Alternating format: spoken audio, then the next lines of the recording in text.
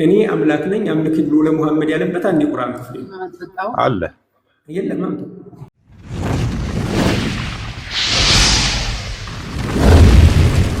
እሺ ወንድ ልጅ ይመለካል አይመለክም? ወንድ ልጅ እንዴት ይመለካል? ሰው ወንድ ልጅ ሴት ልጅ ምናምን አይመለክም። ማመለከ ማለት መመለክ የሚለው ቃል ራሱ የሚመጣው መለኮት ለሚለው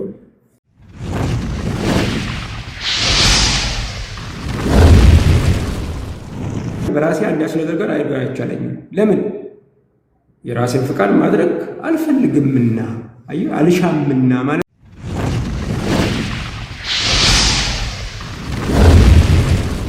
በምድር ላይ ሰይፍ ላመጣ የመጣት የሚለው ኢየሱስ ነው እንጂ እስልምና አይደለም ነው አይደለም።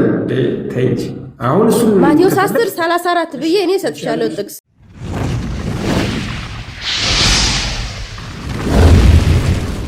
ያጠለ ጥያቄ።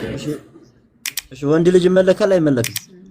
ወንድ ልጅ እንዴት ይመለካል? ሰው ወንድ ልጅ ሴት ልጅ ምናምን አይመለክም። ማመለከ ማለት መመለክ የሚለው ቃል ራሱ የሚመጣው መለኮት ለሚለው እነሆ ወንድ ልጅ ትወልጃለሽ ብሎ ተናግሯል። እንግዲህ በመጽሐፍ ቅዱስ ምን ብለህ ነው የምትንትን? ወንድ ልጅ ትወልጃለሽ አላት እንጂ ታመልኪያለሽ አላላትም። ስለዚህ ወንድ ልጅ ታመልኪያለሽ የሚል የለም፣ ታመልካላችሁም የሚል የለም።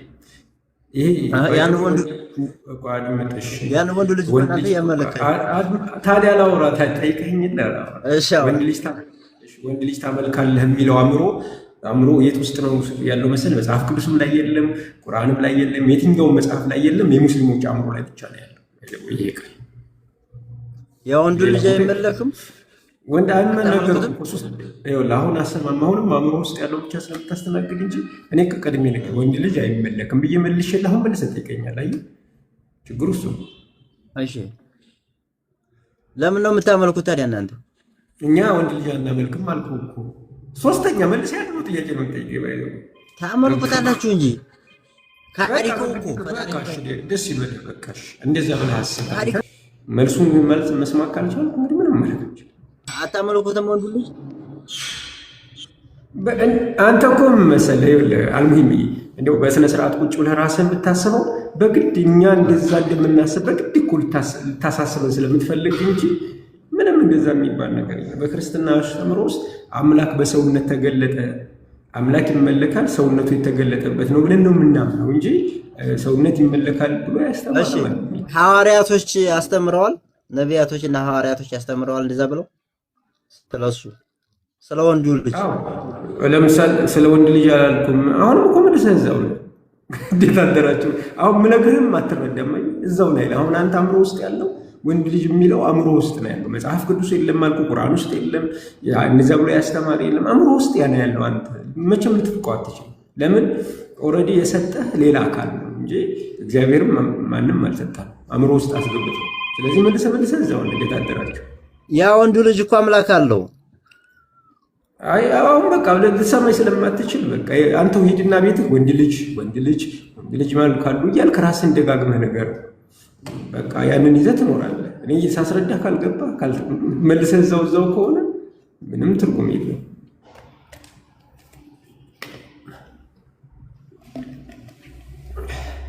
አልሙሂም አሁን አንተ ብነግርህም አትሰማም። ምክንያቱም ይዘሃል፣ አንተ ኡስታዞች ያስይዘውሃል፣ እሷን አትለቅም ብትሞት።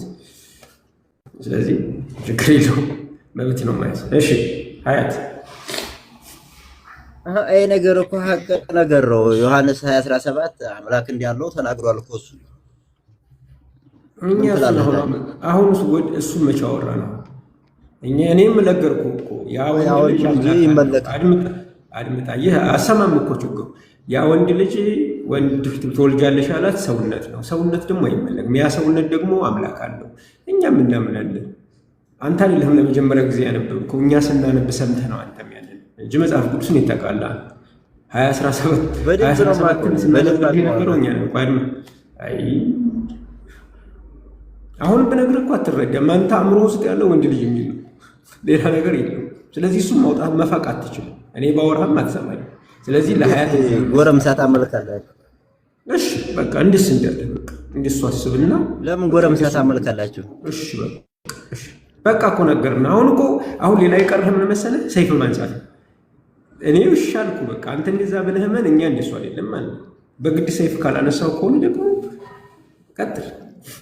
ወደ ሌላ ነገር ተሰበይ በቃ እሺ በቃ ሙስሊም እኮ በግድ ካለ እንትን ይሄ እምነቱ በግዴታ ላይ የተመሰረተ ከሆነ በግድ ካላመንክ እንደዚህ ነው የምታምነው ምናምን ብሎ ሰይፍ ለማንሳት ነው የሚፈልገው እንጂ እንደዚህ ነው የምታምነው ብሎ አይደለም። ይሄ ነው ችግሩ። በነገራችን ላይ ሙስሊሞች ግቡና ጠይቁ ብለህ ሰልፍ ማለት የለብህም። ማለት ሙስሊሞች እንዲጠይቁ ልብህ ማስፋት አለብህ። ልቤን አስፍቼ እኮ ነው እየሰማሁ ያለሁት። ሰይፍ ስትለው ኢየሱስን ይሳደባል። እኔ ሰላምን ላመጣ ሳይሆን ሰይፍ ላመጣ ይላል። እሱ ነው መጀመሪያ እየተሳደበ የነበረው። የእሷ ጠያቅ ትክክል አይደለም፣ ግን አንተም ደግሞ ሰይፍ ብለህ ስትደጋግም ሰይፍን የሚያስፋፋው ብሎ አንድ ክርስቲያን ሊመልስልህ ይችላል። በሰይፍ መሆኑ ክርክር አለው። ይሄ ጥሩ አይደለም። ጠይቁኝ ሙስሊሞች ብለህ ሙስሊሞች ላይ ሌላ ነገር ምክሩን ወደ ጥያቄው ልግባ። ምክር አይደለም፣ በነገር ላይ እያረምኩህ ነው። በምድር ላይ ሰይፍ ላመጣ የመጣሁት የሚለው ኢየሱስ ነው እንጂ እስልምና አይደለም ነው አይደለም። ተይኝ አሁን እሱ ማቴዎስ 10:34 ብዬ እኔ ሰጥቻለሁ ጥቅስ። እሺ አንድ ጊዜ እሺ አሁን 10:30 እናንብበው። አንቺ ያነሳሽውን ክፍል ማለት ነው። ሰይፍ መጽሐፍ ቅዱስ ላይ በዛም ብዙ ትርጉሞች አሉት እንጂ ቀጥታ ሰይፍ አይደለም። እስልምና ላይ ሰይፍ የተባለው ሌላ ትርጉም አለው ካልሽኝ አንቺ ታሳየኛለሽ፣ እቀበልሻለሁ። ካሳየሽ እንተማመናለን። ግን መጽሐፍ ቅዱስ ላይ ሰይፍ ምንድን ነው? ለምሳሌ የመጀመሪያውን የሰይፍ ትርጉም ላሳይሽ። እሱ ጥያቄ አይደለም። እኔ ወደ ጥያቄው ልግባ። ካልሆነ ላስወጣሽ። እኔ ላርምህ ነው የገባሁት። ሰይፍ አትበልም። ስህተት እንደሆነ ያረምሽ ስህተት እንደሆነ ማስረጃት አለ። ይገባሻል? እኔ ቃል በቃል እኮ ማስረጃ ነው የሰጠው። በመሀል አትግቢ። ሰው እያወራ አይገባም። እሺ ምን ታርቂሽ? አንግባባም። እንደዛ እኔ ጭቅጭቅ አልፈልግም። ገብቶሻል? ስለዚህ ጥያቄ ልጠይቅ ነው የገባሽው በስነ ስርዓት። ስለዚህ ሰይፍ የሚለው በመጽሐፍ ቅዱስ ላይ እኛ ሰይፍ የቃሉ ሰይፍ ነው፣ መከራ ሰይፍ ነው። ለምሳሌ ማርያምን በነፍስሽ ሰይፍ ያልፋል ያላት መከራ ይደርስብሻል ማለት ነው። ሰይፍ በነፍሷ ውስጥ እንዴት ውስጥ ይገባል ማለት አይደለም። ሙስሊም ስትተረጉሙ አተረጓጎማችሁ ዳይሬክት ነው። ምክንያቱም ቁርአናችሁ ዳይሬክት ስለሚናገር፣ ለምሳሌ ቁርአን ሰይፍ ካለ ሰይፍ ነው። እኛ መጽሐፍ ቅዱስ ላይ ሰይፍ፣ ሞት፣ ህይወት የሚሉ ብዙ ትርጉም ያላቸው ነገሮች ናቸው። እንደ ቁርአን አይደለም። ከሰማሽ ተረጋግተሽ ስሚ፣ ላብራራልሽ። ስለዚህ ኤፌሶን ምዕራፍ 6 ላይ ያለው ለምሳሌ ያለው ምክንያቱም መስማት አለብሽ ካነሳሽ ሀሳብ አየር ባየር የሚባል ነገር የለም። እሺ እንዲህ ይላል። እንደውም የዲያብሎስን ሽንገላ ትቃወሙ ዘንድ እንዲቻላችሁ የእግዚአብሔርን ጦር አሁን የእግዚአብሔርን ዕቃ ጦር ሁሉ አንሱ። የጦር መሳሪያ ያለው እግዚአብሔር ይላል። ምንድናቸው? መጋደላችን ከደምና ስጋ አይደለም። ደምና ስጋ ማለት ሰው ከሰው ጋር አይደለም ካለቃትና ከስልጣናት ከዚህ ዓለም ከጨለማው ዓለም ገዢ በሰማይ ስፍራ ካለው ከክፉ መናፍስታን ሰራዊት ጋር ነው፣ መንፈሳዊ አካላት ጋር ነው ውጊያችን። ስለዚህ የእግዚአብሔርን ምን እናነሳለን? የጦር ዕቃዎች እናነሳለን። እነዚያ የጦር ዕቃዎችን ምንድን ናቸው? ስለዚህ በክፉ ቀን ለመቃወም ሁሉም ፈጽማችሁ ለመቆም እንድትችሉ የእግዚአብሔርን ዕቃ ጦር ሁሉ አንሱ። የእግዚአብሔር ዕቃ ጦር የሚባል አለ።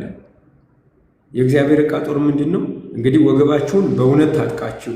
አየሽው? የጦር ዕቃ የተባለው አንደኛው ወገብ ላይ እንደሚታጠቅ እንደ ሮማውያን ወታደር ምሳሌ የሚሰጠው በወገብ ላይ የምንታጠቀው እኛ እነሱ የሚታጠቁትን አይደለም፣ እውነት የሚባል ነው የምንታጠቀው እኛ። ከዛ የጽድቅን ጥሩር እነሱ ጥሩር ይለብሳሉ፣ እኛ ደግሞ ጽድቅ የሚባል ጥሩር እንለብሳለን። እሱም የጦር መሳሪያቸው። በሰላም ወንጌል በእግራችሁ የጽድቅን ጥሩር ለብሳችሁ በሰላም ወንጌል በመዘጋጀት እግሮቻችሁን ተጫምታችሁ። ከዛ ይሄ ለጦር የሚደረግ ጫማ እነሱ ጫማ በሱ ምትክ እኛ ምንድነው የምናደርገው? የሰላምን ወንጌል ነው የምንጫማው።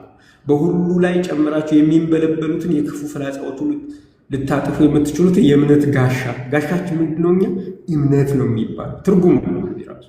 ከዛ የመዳንን ራስ ቁር የመንፈስን ሰይፍ አያችሁ፣ የመንፈስን ሰይፍ ያዙ፣ እርሱም የእግዚአብሔር ቃል ነው። ስለዚህ ሰይፋችን የእግዚአብሔር ቃል። እዚህ አሁን ሰይፍ ምን ተብሎ ተጠራ? የእግዚአብሔር ቃል ተብሎ ተጠራ። ድንግል ማርያም ደግሞ በነፍስሽ ሰይፍ ያልፋል አላት፣ መከራ ማለት ነው።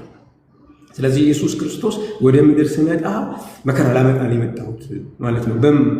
መለያየትን ላመጣ ነው የመጣሁት። መለያየት መማል በእናትና በአባት በእህትና በወንድም። ለምን? በእኔ ምክንያት ቤተሰቦቻችሁ ጥላት ይሆኑባችኋል። ስለዚህ ሲያሳድዷችሁ እናንተ ግን ምን በሏቸው? ጸልዩላቸው። ሲረግሟቸው መርቋቸው። እንጂ ሰይፍ ማለት እንደናንተ እንደምታስቡት ሰይፍ አይደለም። መጽሐፍ ቅዱስን ስታነቡ በመደድ ይወጣል። መደድ ይባላል ያነበበ ስልት ማለት መጽሐፍ ቅዱስ ላይ ለምሳሌ አንበሳ ይላል። በአንበሳ ይመስላል ሰዎችን ዲያብሎስን ለምሳሌ በአንበሳ እንደሚያገሳ አንበሳ በዙሪያችሁ ይዞራል ማለት አንበሳ ነው ማለት ነው። አረ ብናስተውል ጥሩ ነው ብዬ ነው የማስበው። ስለዚህ ጥያቄሽን ማቅረብ ትችላለች። ልክ እንደዚህ አብራራልሻለሁ። ጨርሻለሁ። ማቴዎስ 10:34 ማንበብ ትተህ ኤፌሶን ላይ የሄድከው ለምንድን ነው? ኤፌሶን ላይ ብቻ እኮ አይደለም የሄድኩት፣ ሁሉ ሶስት ነው ያብራራው። አንብበው። እሺ ክፈተውና አንብብልን። እሺ አንድ ጊዜ ስሚኝና፣ ሶስቱን ነው ያብራራሁት። አልሰማሽኝም እንጂ ሶስት ያብራራሁትን ታስታውሻለሽ? እሱን ንገረኝና። ኤፌሶንን ብቻ ነው አንብበህ ያብራራኸው። እኔ የጠየኩት ኤፌሶን ሳይሆን የኢየሱስን ንግግር እኔ ሰይፍን ላመጣ ነው የመጣሁት የሚለው መጮህ ሳይሆን ይኸውልሽ ሶስት ነው ያብራራው። ካላስታወሽ ክፍሎቹ አንብበው። አንብበው፣ ችግር የለውም። ሰው እንትን ይበልን አንለም። አዳመጥኩህ፣ ረጅም አወራህ። ሚውት አድርጌ አዳመጥኩህ፣ ጣልቃ አልገባሁም። አንብበው ጥቅሱና እንለፈው። አያት ማዳመጥ ማለት እኮ ዘግቶ ቁጭ ማለት አይደለም፣ ነገሩን መስማት ማለት ነው። ኢየሱስ ያለው ለምን አታነበውም? ቆይ አንተ አልሰማህም እኮ የምልሽ ለዛ ነው። አላነበብከውም እኮ አነብልሻለሁ። ቀጠሮ አይደለም። አሁን አንብበው። ቀጥል። ሚውት ነኝ እኔ። አንብበው የኢየሱስ ንግግር። መቼ አወራሁኝ? መቼ አወራህ? አንብበው እኮ እየሰማሽ እኮ አይደለም የምልሽ ለዛ ነው። ሚውት ማድረግ መስማት ማለት አይደለም። እሺ ላስረዳሽ፣ ስሚኝ ብዬሻለሁ። ካልሰማሽ ደግሞ ታች መውረድ ነው። በቃ አለቀ። ከሰው መስማት ካልቆመ ማውራት አይቻልም። ሶስቱንም ሀሳቦች አነብልሻለሁ ብዬሻለሁ። አነብልሻለሁ ካልኩሽ በኋላ ከዛ ድጋሚ አንብባ ይባል ነው። አሁን በማን እንዳታወሪ። አንደኛ ማቴዎስ ላይ ያለውን ሀሳብ አንስቻለሁ። የማርያምን አንስቻለሁ። ማቴዎስ 10 ላይ ያለችውን አንስቻለሁ። ከዛ ደግሞ ኤፌሶን አንስቻለሁ። እየነገርኩሽ የነበረው የሰይፍ ትርጉሞች የተለያዩ ናቸው ብዬ ሰይፍ ይዤ አሁን ብትዋል ባይዘ ወይ በቃሌ ስለተናገርኩት ነው እንጂ ማለት ነው። አይ አምነው እንዳትይ ይጋር አሁን ብለሽ አላነበብከውም ወላሂ እኔ ላንብብልሽ አልኩሽ እኮ። ሰው አንድ ጊዜ አንብብልኝ አለሽ፣ እሺ ከተባለ በኋላ አንብብልኝ አይባል። ሌላ ወሬ እያወራሽ ስለሆነ ነው። ቀጥልሽ። ላስወጣሽ ነው ካልሆነ ከዚህ በኋላ ካወራሽ ያስወጣሻል። እሺ ይቁ ብለህ አታስወጣኝም። ጥቅስ ታወራኛለህ።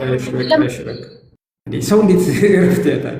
አንብብልኝ አለችኝ። እሺ ቅደም ተከተሉን ስሚ መጀመሪያ ያልኩትን፣ ከዛ በኋላ ነግሻለሁ። ሳትረዳ አንብብልኝ ትለኝ። መጀመሪያ የሰይፍን ትርጉም ገብቶሻል ወይ? ከዛ የሰይፍ ትርጉሞች አይነቶችን ተናግሬያለሁ። እሱን ስሚ ስላት አሰማ። ስለዚህ ባለብላትም አትሰማ። እሺ ተመቸሽ? እንደዚህ እንደማሰብ ትችላለሽ። በስነ ስርዓት የሚያወራ ሰው በስነ ስርዓት አወራ።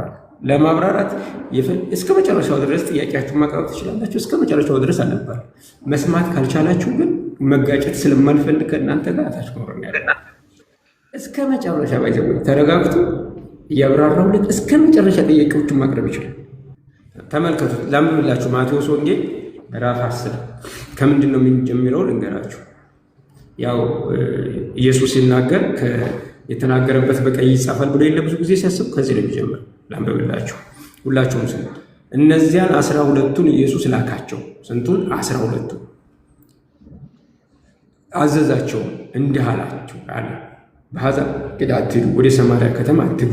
ይሄ ጊዜያዊ ሚሽን የሚሰጣቸው ማለት ነው። ይልቁንም እስራኤል ቤት ወደሆኑ ወደ ጠፉ በጎች ሂዱ እንጂ። የመጀመሪያ ሚሽናቸው ይሄ ነበር። ሄዳችሁ መንግሥተ ሰማያት ቀርባለች ብላችሁ ስበኩ፣ ደዌዎችን ፈውሱ፣ ሙታንን አስነሱ፣ ለምጻምን አንጹ፣ አጋንንትን አውጡ፣ በከንቱ የተቀበላችሁ በከንቱ ስጡ። ወርቅ ወይም ብር ወይም ናስ በመቀነታችሁ ወይም ለመንገድ ከረጢት ወይም 2 እጀ ጠባብ ወይም ጫማ ወይም ብትር አታገኙ፣ ለሰራተኛው ምግቡ ይገባዋልና። በምትገቡበት በማናቸውም ከተማ ወይም መንደር በዚያ የሚገባ ማን እንደሆነ በጥንቃቄ መርምሩ፣ እስክትወጡ ድረስ በዛ ተቀመጡ። ወደ ቤትም ስትገቡ ሰላምታ ስጡ። ቤቱ የሚገባው ቢሆን ሰላምታችሁ ይደርስለታል፣ ባይገባው ግን ሰላማችሁ ይመለስላችኋል። ከማይቀበላችሁም ቃላታችሁን ከማይሰማ ሁሉ ከዛ ቤት ወይም ከዛ ከተማ ስትወጡ የእግራችሁን ትቢያ አራግፉ። እውነት እላችኋለሁ በፍርድ ቀን ከዛች ከተማ ይልቅ ለሶዶምና ለገሞራ ይቀልላችኋል። እንኳን ሰብካችሁ አልቀበላችሁ ካላችሁ የእግራችሁን ትቢያ አራግፋችሁ ውጡ እንጂ ተዋጉ አይልም። እነሆ እንደ በጎች በተኩላዎች መካከል ልካቸዋለሁ። ስለዚህ እንደ እባብ ልባሞች፣ እንደ እርግብ የዋሆች። ከእባብ ምን አይነትን ብልህነትን ውሰዱ፣ ከርግብ ደግሞ የዋህነቱ።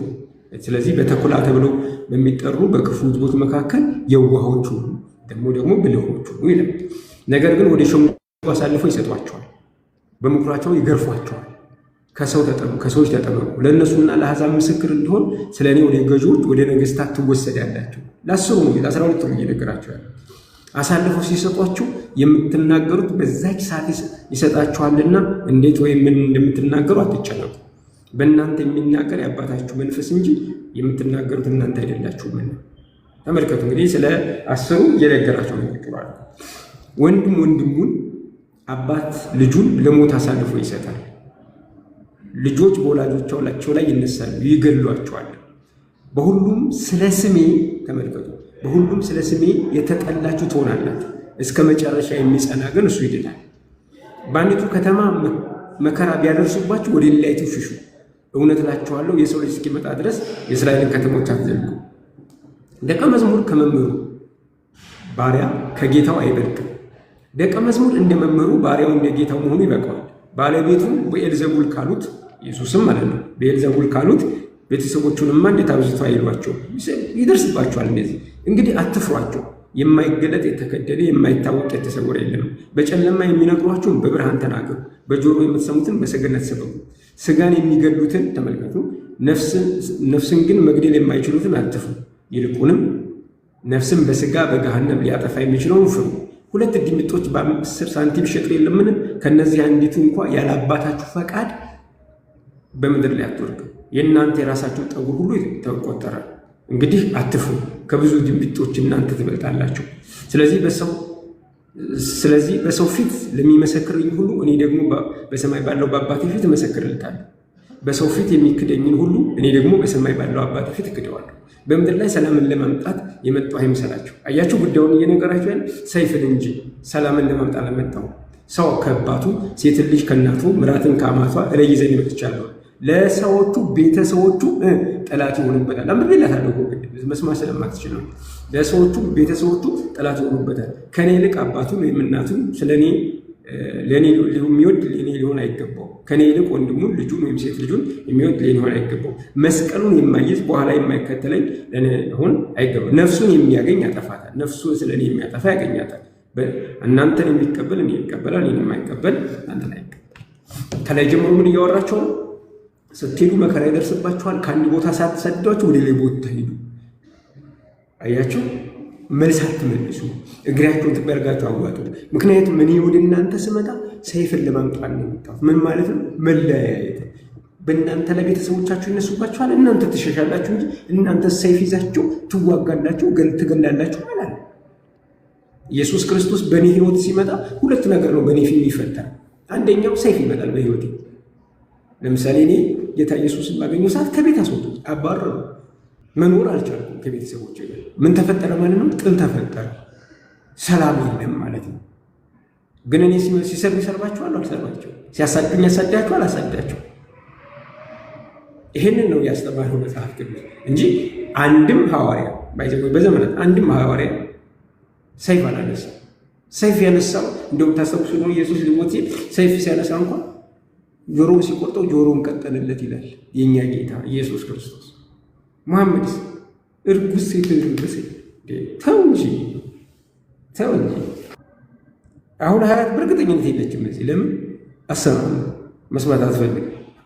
ሙስሊም ምንድን ነው መስማት ነው የማይፈልገው እንጂ ቢሰማ ይህ ኡስታዞቹ ተቀራሪ እንደሚሆን ስለሚገባው። እሺ ጥያቄ ያለውን እናስተናግዳለን። ጠይቁ፣ ግን የሚሰማ መሆን አለበት።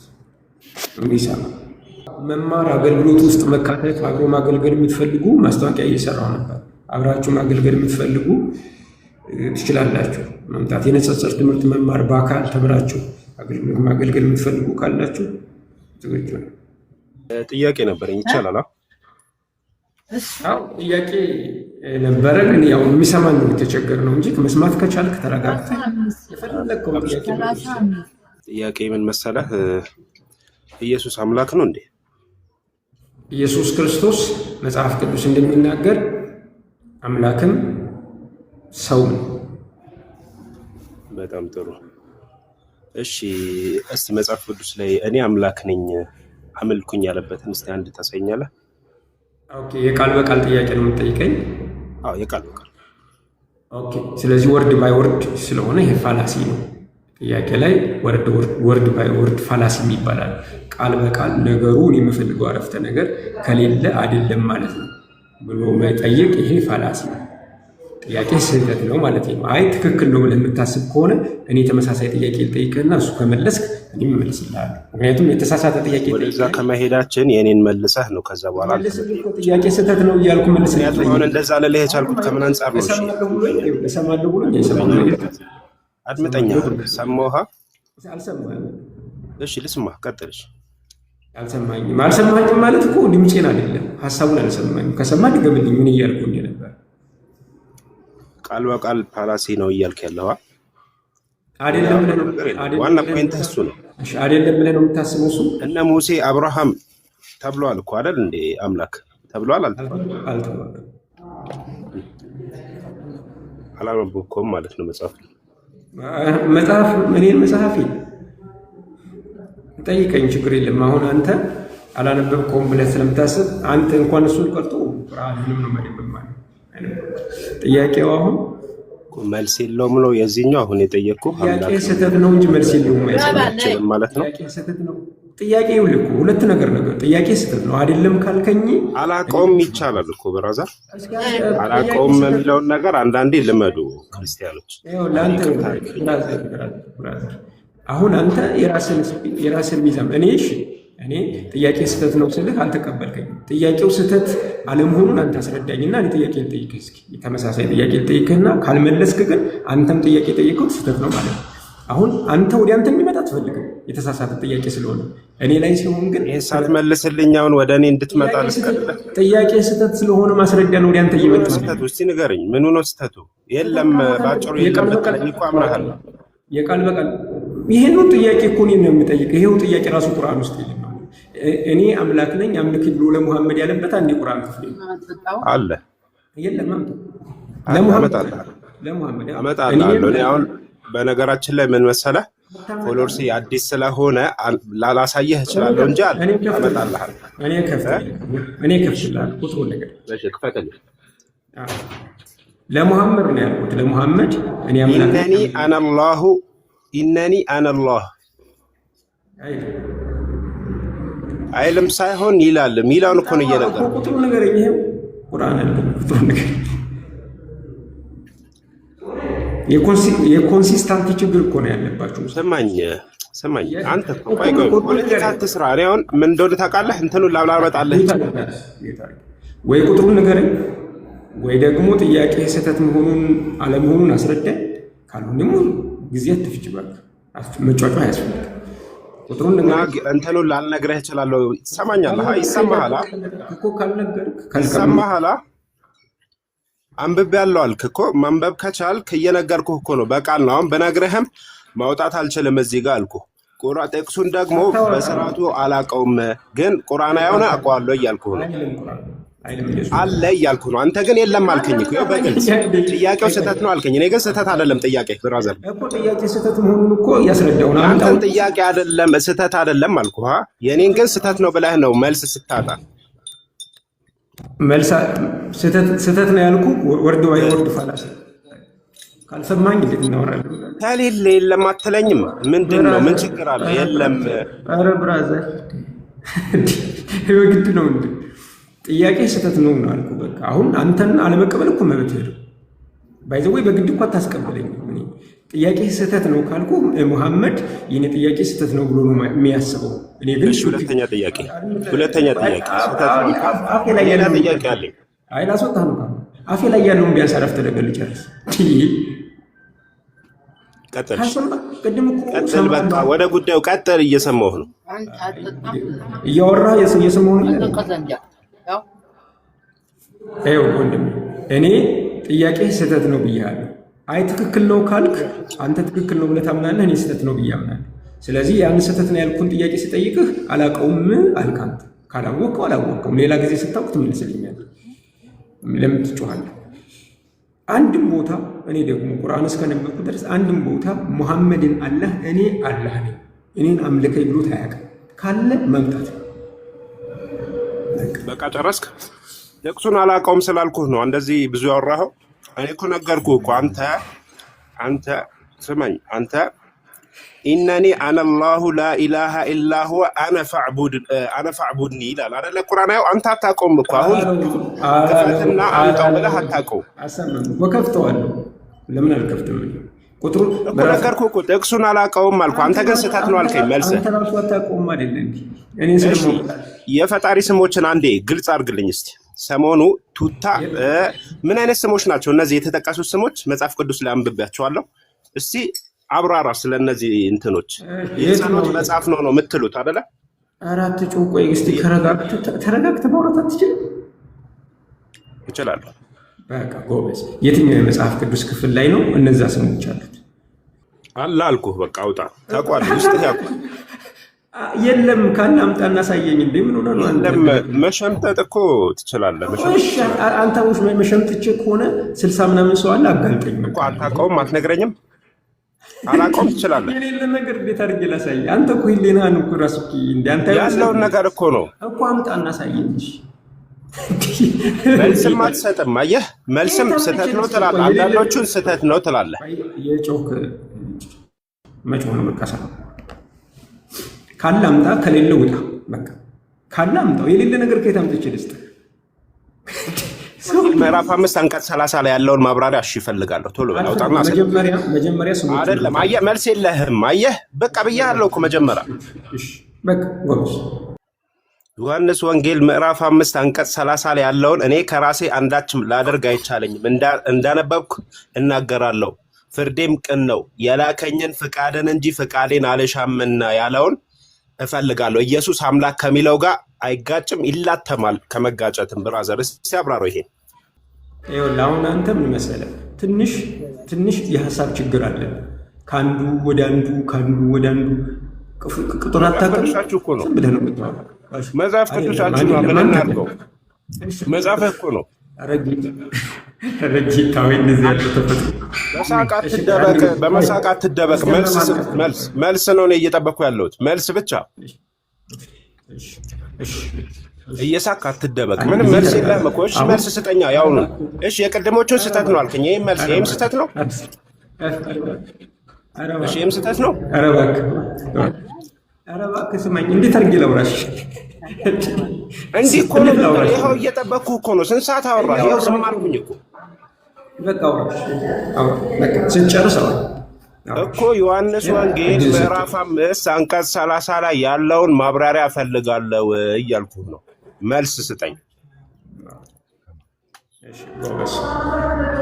ሁለተኛ ጥያቄ። ይህንም ማትመልስ ከሆነ ይኸው ሁለተኛ ጥያቄ ላቀርብ። አንደኛ ሳሙኤል ምዕራፍ 15 ከቁጥር 3 ጀምሮ ስትረጋጋ ትገባለሽ። መረጋጋት መጀመሪያ ተረጋጋ። ስትረጋጋት ትገባለሽ። አይ ወንድሜ በጣም ነው የሚያሳዝኑት። ወይ ደግሞ ስማቸው ምናምን አለ የለም ሲባል እንትኑ ከምዕራፍ 5 ከዛ 15 መስማት አይፈልግም መጠየቅ እንጂ። ምክንያቱም እየሰማህ አዳምጥ። ስማ ልንገርህ፣ ቅድም ሰውየው ልንገርህ ያለውን ሱረቱ ጡሃ አንቀጽ 20 መጀመሪያ ሰላም በል፣ ተረጋጋ። አንድ አይነት በቃ ተረጋጋና ትነግረኛለህ። ጥያቄው ምን ነበረ? መጀመሪያ እኔ የጠየኩት እሱን አስታውሰኝ። የሰውየውን አንቀጹን ልነግርህ ነው የፈለኩት። እሺ ሰላም ምን ብዬ ነበር እኮ? ምን ብዬ ነበር የጠየኩት? ሰላም ምን ብዬ ነበር የጠየኩት? ሰላም በለኝ። ሰላም አልኩህ። ሰላም በል። እሺ ሰላም ብያለሁ። ምን ነበር ጥያቄው? እሺ ነገር ጥያቄ አይደል? ጠይቀህ አይደለም ምን የፈለኩት? የሰውየውን አንቀጹን ሱረቱ ጡሃ ቁጥር 20 አንቀጽ 14 ግባና ይኸው ተፈለክ እኮ እሱን ለማየት ጥያቄው ምን ነበረ? ብራዘር መጀመሪያ ጥያቄው ምን ጠይቀው? እነኒ አነ አላሁ ላ ኢላሀ ኢላ ሁወ ያለው ማለት ነው። ያንን ሱረቱ ጡሃ ገብቶኛል። ተረድቻለሁ። እኔ ግን ምን ብዬ ጠይቄው ነው ይሄንን ክፍል የጠቀሰው ነው ያልኩት። ሙሐመድን ጌታ ነው አላህ ጌታ ነው ያለበት የለም፣ እኔ ጌታ ነኝ ያለበት የለም ምናምን ስትል ነው የሰማው።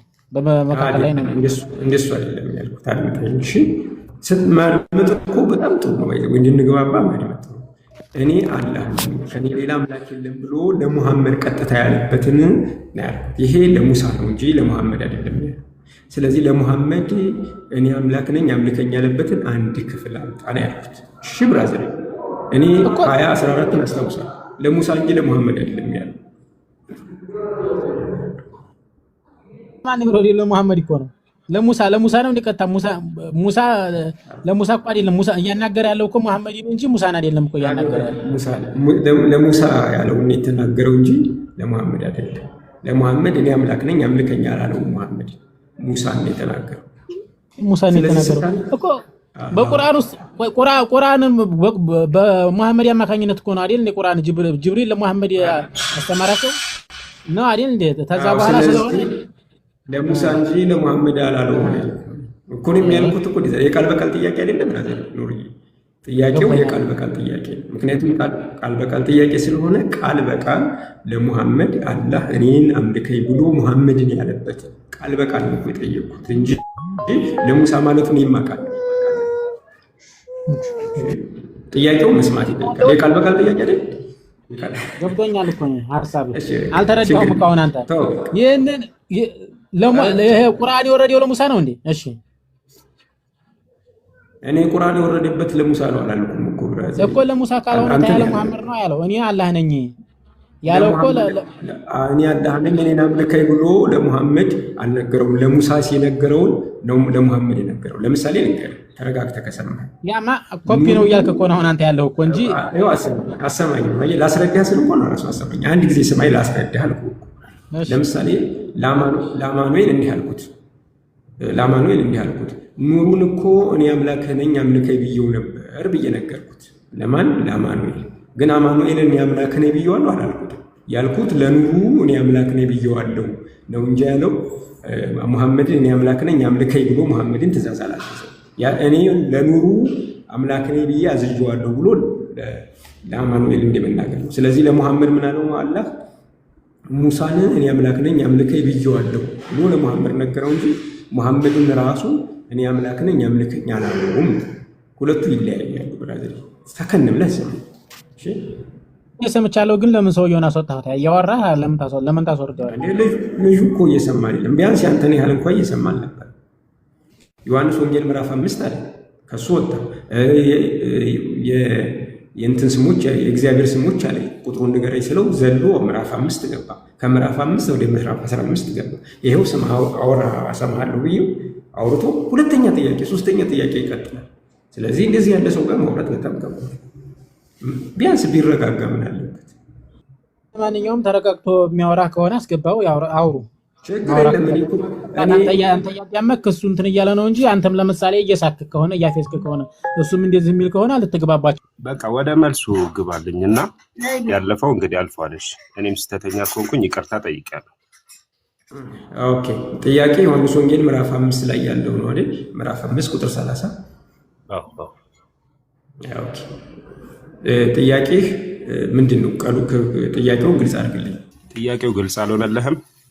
በደንብ አድርገውና ድጋሚ በመሃል ያሸባ። እሺ ዮሐንስ ወንጌል ምዕራፍ 5 አንቀጽ 30 ላይ ምን ይላል? እኔ ከራሴ አንዳች አልናገርም፣ እንዳነበብኩ እናገራለሁ፣ ፍርዴም ቅን ነው፣ የላከኝን ፍቃድን እንጂ ፍቃዴን የኔን ፍቃድ አልሻምና ይላል። ኢየሱስ ክርስቶስ ነው ይሄን እየተናገረ ያለው።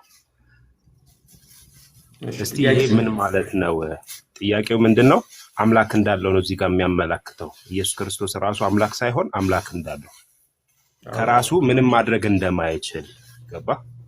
ከራሱ ምንም ማድረግ እንደማይችል እያብራራ ነው። ጥያቄ ጠየቅን እኮ ስላልገባህ ነው። አሁን እኮ ሙሉን አንብቦ አልከኝ አይደለ? ጥያቄ ጠይቅ እኮ ነው እንጂ አብራራ እኮ አይደለም። ቀጥል። እሺ መልስ ስጥ። ያው እሺ የመጀመሪያ መጽሐፉን ስታነብ ተሳስተሃል። ከማስተካከል ሊጀምር ከራሴ አንዳች አልናገርም ብለህ ተረጎምከው። ከራሴ አንዳች ላደርግ አይቻለኝም ነው የሚለው። እንዳነበብኩ እናገራለሁ ነው ያለው። እንዳነበብኩ አይደለም እንደሰማሁ ማንበብ አይደለም። እሺ እንደሰማሁ ፈርዳለሁ፣ ፍርድም ቅን ነው፣ የላከኝን ፈቃድ እንጂ ፈቃዴን አልሻምና ይላል። እዚህ ክፍል ላይ እኔ አምላክ ነኝ ከሌ አምላክ ነው አይልም። ስለ አምላክነት ጭራሽ አያወራም። ክፍሉ የሚያወራው ላኪና ተላኪ ሁለት ፈቃድ መኖሩን እና እንደሰማው ፍርድ ያለው ፈራጅ መሆኑን ግን እንደሰማ እንደሚፈርድ በራሱ አንዳች ነገር ማድረግ እንደማይችል የሚናገሩ ሀሳቦች ናቸው ያሉት። እነዚህ ነገሮች ብቻ ናቸው ያሉት እንጂ እዚህ አምላክ ነን ምናምን የሚሉ ሀሳቦች የሉትም። አንደኛ ላኪና ተላኪ የሚለው ሀሳብ ግብርን ወይም ደግሞ ስራን የሚያሳይ እንጂ ማንነትን የሚያሳይ አይደለም። እኔ አንድን ሰው ብልከው እኔ ላኪ እሆናለሁ፣ እሱ ተላኪ ይሆናል። እሱም ሰው ነው፣ እኔም ሰው ነኝ። ማንነታችን ላይ ምንም አይነት ለውጥ አያመጣም። የተግባር አምላክ ማንነት ነው፣ ሰው ማንነት ነው። አንድን ሰው ሌላ ሰው ቢልከው ሰውነቱ አይለወጥም። ላኪ ስለሆነ ትልቅ፣ ተላኪ ከሆነ ትንሽ ሰው አይሆንም። ሁለቱም ሰዎች ናቸው፣ ለውጥ አያመጣም። ስለዚህ ላኪና ተላኪ ማለት ይበላለጣል ማለት አይደለም ትርጉም። ሁለተኛ ከራሴ አንዳች ላደርግ አይቻለኝም፣ እንደሰማው እፈርዳለሁ፣ የላከኝን ፈቃድ እንጂ ፈቃድን አልሻምና ይላል። ስለዚህ ተልኮ መጥቷል። አንድ ሰው ሌላ ሰው ከላከው የራሱን አያደርግም፣ የተላከበትን ነው የሚያደርገው። ያ ማለት የራሱ ፈቃድ የለውም ወይ? አለው። ክፍሉ የራሴን ፈቃድ አላደርግም፣ የአባቴን ፈቃድ ነው የማደርገው። ምን ማለት ነው? የኔን ትቼ እሱን አደርጋለሁ ማለት ነው። ያ ማለት የአባት ፈቃድና የራሱ ፈቃድ የሚባል ፈቃዶች አሉ ማለት ነው። ስለዚህ ክፍሉ የሚያወራው ላኪና ስለ ተላኪ ጉዳይ እንጂ ስለ ችሎታም አይደለም የሚያወራው አምላክም ፍጡርም ከሚል ጉዳይ ላይ አይደለም የሚያወራው። ስለዚህ ላኪና ተላኪ መካከል መበላለጥ የለም፣ መበላለጥ አይኖርም። የስራ ድርሻ ብቻ ያለ። እኛ ደግሞ አምላክ አንድ አምላክ በሶስት አካል በሶስት ግብር ወይም በስራ ሶስት ናቸው ብለን እናምናለን። ስራ የተለያየ ስራ እንደሚሰሩ ጨረስክ? እዚህ ጋር ጥያቄ ግልጽ አልሆነልህም ይመስለኛል። እዛ ጋር ልዩነቱ ምን እንደሆነ ታውቃለህ? እኔ አሁን አልችልም እያለ ነው። እዛ ጋር ከራሴ አልችልም፣ ከራሴ የሚለውን አስምርበት። አንዳች ላደርግ አይቻለኝም ነው እያለ ያለ። ያ ማለት ፈጣሪ ቢሆን ለምን አይችልም ነው አሁን ጥያቄው። ይህን መልስልኝ። አምላክ ከሆነ ለምንድን ነው የማይችለው ነገር የለም ምድር ላይ? ምክንያቱም ሁሉንም ነገር የፈጠረው እሱ ከሆነ ማይችለው አንዳች ነገር ማለት ማይችለው አልችልም የሚልበት ምክንያት ነገር አይኖርም፣ ምክንያት አይኖርም። ገባህ? ያን አሁን ጥያቄ አትጠይቀኛ፣ ይሄን መልሰህ ነው የተሳሳተ መረጃ እየሰጠኝ ሁሉም ይችላል ብለህ እኮ ተናገርክ አንተ። ስለዚህ ከራሴ አልችልም አላደለ? ከራሴ አልችልም ያለውን እኮ ነው አሁን መልስ ስጠኝ ያልኩ። እሱን እኮ አብራርቼ ነበር እኮ። ከራሴ ምንድን ነው? ይሄን ብቻ እኮ ነው፣ ሌላ ችግር የለም። ከራሴ አንዳች ላደርግ አይቻለኝም ማለት እንደሰማው እፈርዳለሁ፣ ፍርዴም ቅን ነው፣ የላከኝን ፈቃድ እንጂ ፈቃዴን አልሻም ነው እና የምትለው አካል ምክንያቱም ማለት ነው። ከራሴ አንዳች ላደርግ አይቻለኝም ለምን ሲባል የኔን ፈቃድ እንጂ የኔን ፈቃድ ሳይሆን የአባቴን ፈቃድ ማድረግ ስለምፈልግ። ስለዚህ ስለ ችሎታ ሳይሆን ስለ ፍላጎት ነው የሚያደርገው። ለምሳሌ አንድ ሰው የሆነ ቦታ ስራ እንዲሰራ ከላከኝ የራሴን ስራ መስራት አልችልም፣ የዛን ሰው ስራ ነው መስራት የምችለው። አልችልም ማለት መስራት ችሎታ የለኝም ማለት ሳይሆን የተላኩበት ዓላማ አለ ማለት ነው። ስለዚህ ክፍሉ የሚያወራው ከራሴ አንዳች ላደርግ አይቻለኝም ለምን የእኔን ፍቃድ ሳይሆን የአባቴን ፍቃድ ለማድረግ ነው የሚፈልገው ነው። ስለዚህ ስለ ፍላጎትና ስለ ችሎታ ይለያያል። ስለዚህ አልችልም፣ ይህም ማድረግ አልችልም ለምን አልፈልግም። ለምንድን ነው የማትፈልገው? የአባቴን ፍቃድ እንጂ የራሴን ፍቃድ ለማድረግ አልመጣሁም። ለምን ከሰማይ የወረድኩት አላለም። አይቻለኝም ነው ያለው። አልፈልግም አላለም። ብራዘር አይቻለኝም በስርዓቱ ብተረጉም አልፈልግም የሚለውን ላሳይህ። አልፈልግም የሚለውን እዚህኛው ብዙ ሳትርቅ እዚሁ ክፍል ላይ እዚቹ ቁጥር 30 ላይ አልፈልግም የሚለውን ላሳይህ። መጽሐፍ አልሻምና ማለት እኮ ምን ማለት ነው? አልፈልግምና ማለት እኮ ነው። አልሻም አታውቅም? ክፍሉ ላይ ምን ይላል መሰለህ? እኔ ከራሴ አንዳች ላደርግ አይቻለኝም፣ እንደሰማው እፈርዳለሁ፣ ፍርዴም ቅን ነው፣ የላከኝን ፈቃድ እንጂ ፈቃዴን አልሻምና። አየና የምትለዋ ቢኮዝ ማለት ነው ስለ አልፈልግምና። ለምንድን ነው በራሴ አንዳች ላደርግ አይቻለኝም? ለምን የራሴን ፈቃድ ማድረግ አልፈልግምና።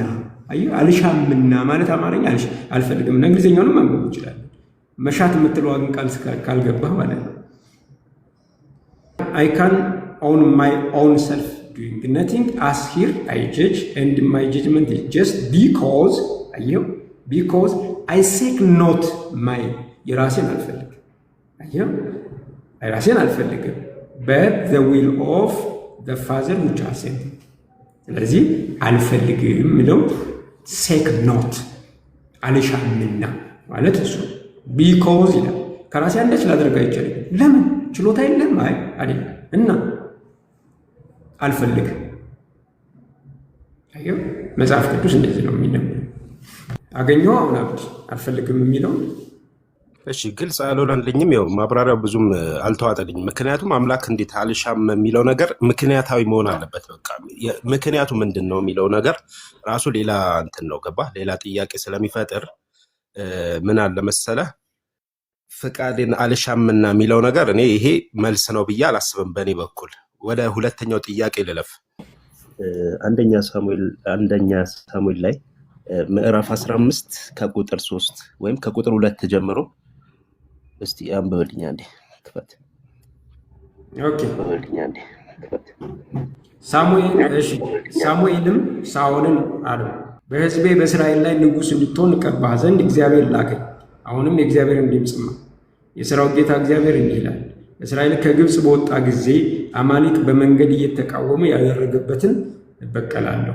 አሁንም ሄደህ አማሌቃውያን ምታ፣ ያላችሁንም ሁሉ ፈጽም፣ አጥፋ፣ አትማራቸው። ወንድም ሴትም፣ ብላቴናም፣ ሕፃንም፣ በሬውም፣ በጉንም፣ ግመሉንም ሁሉ ግደል ይላል። እዚህ ጋር እግዚአብሔር እያዘዘ ያለው ምንድን ነው? እያዘዘ ያለው እስራኤልን ከግብፅ ሲወጡ ጀምሮ እስከዚህ እስከ ሳሙኤል ድረስ አማሌቃውያን እየተወለዱ ባደጉ ቁጥር እስራኤልን ለማጥፋት የሚሰሩ ስለሆኑ በቀላቸዋለሁ። ሙሉ ህዝቡ መጥፋት አለበት አለ። ልክ እንደ ኖህ ዘመን በጥፋት ውሃ ህዝቡ ሁሉ እንደጠፋ ማለት ነው። እሺ አዋቂ ነው። ህፃኑ ምንድነው ጥፋቱ? ህፃኑም በሙሉ ይሞታል። ለምሳሌ በኖህ ዘመን ህፃናትም ሞተዋል። 8 ሰዎች ብቻ ነበር የቀሩ፣ ትልቅም ትንሽም። ምክንያቱም ከህፃንነታቸው እያደጉ በመጡ ቁጥር ኃጢአት እየሰሩ ሲመጡ፣ ኃጢአት ማለት እስራኤልን ለማጥፋት እየሞከሩ ስለሆነ ራሳቸውን ችለው ይኖራሉ። ኃጢአት ቢሰሩ ችግር የለም አይጠፉም።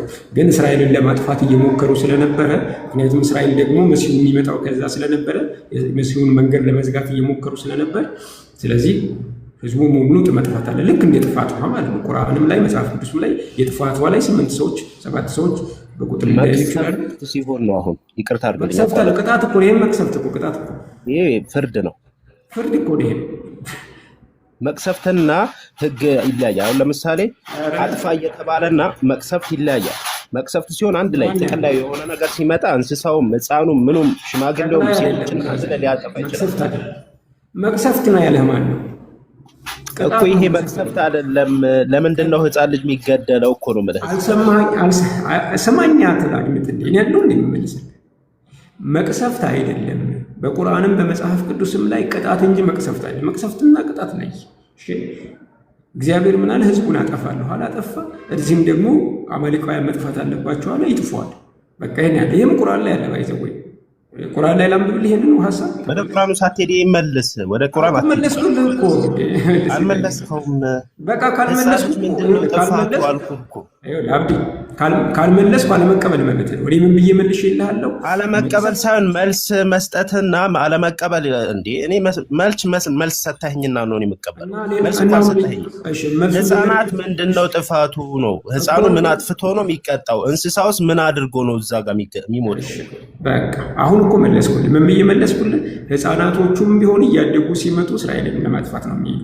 ስለዚህ የእነሱና የእነሱ የሆነውን ነገር በሙሉ መጥፋት አለበት። ልክ እንደ ጥፋት ውሃ ነው፣ አንድ አይነት ነው።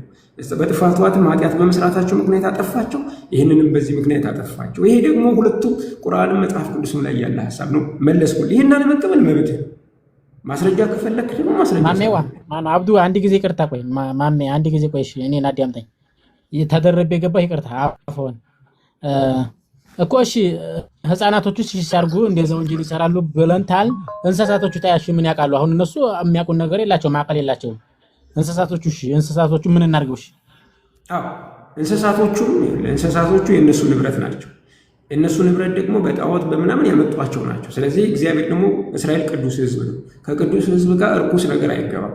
ስለዚህ እርኩስም ነገር አብሮ መጥፋት ያለበት የእነሱ የሆነ ነገር። ይሄ ደግሞ በጥፋት ውሃም ጊዜ ሆኗል። ለምሳሌ በጥፋት ውሃ እንስሳቶችም ሞተዋል፣ ህፃናትም ሞተዋል፣ የእነሱ ጠፍተዋል። ስለዚህ እግዚአብሔር ያንን ያደርጋል። እንስሳት ደግሞ ይሞታሉ። ወይ እንስሳት እንዲጠፉ ይደረጋል። በዘመናት መካከል ይደረጋል። አየህ ብራዘር፣ አንዴ ላቋርጥ። እዚህ ጋር ትክክለኛ መልስ እየሰጠህን አይደለም። አሁን የጠየቀህን ካልሆነ እኮ አለመቀበል መብት ነው። ትክክል አለመቀበል አይደለም። ህግና መቅሰፍት ይለያያል። ከዚህ በኋላ ምንም አላደረግም። መልሱን መለስኩልን። መልሱን አለመቀበል መብት ነው እንጂ በግድ ልትጭልብኝ ነው እንደምትፈልግ። በቃ እኔ እንደዚህ ነው የማምነው ብለህ መውሰድ፣ እኔ እንደዛ ነው የማምነው። መቅሰፍት አይደለም ማለት ነው። መቅሰፍት አይልም መጽሐፍ ቅዱስ። ቁርአንም መቅሰፍት ነው አይልም። አንተ ነህ ያመጣው መቅሰፍት የሚለው። አይ እኔ መቅሰፍት ብዬ ነው የማምነው ካልክ አንተ ማመን ትችላለህ። ህግ ከሆነ ለምን ይሞታሉ ነው እኮ ህጻናት። ህግ ሲሆን ይመረጣሉ። እዛ ጋር የሚሞቱ ሰዎች የሚገደሉ ሰዎች ይለያሉ። አዋቂ መሆን አለባቸው። ቢያንስ አሁን በእኛ ምን አለ መሰለህ 15 ዓመት ላይ ባሊግ ደረሰ፣ የአቅመ አዳም ደረሰ የሚባለው 15 ዓመት ሲደርስ ነው። ልክ እንደዛው እነዚህ ህፃናት ናቸው። እንዴት እንዲህ አይነት ህግ እነሱ ላይ ይወሰናል? ህፃናት፣ ሽማግሌዎች እሺ ህፃናት አይገደልም በእስልምና። እኔ ላሳይ። በህፃንነቱ የተገደለ ህፃን ወደፊት ኃጢአት ይሰራል። አይገደል። ቁርአን ላይ እናሳይሽ።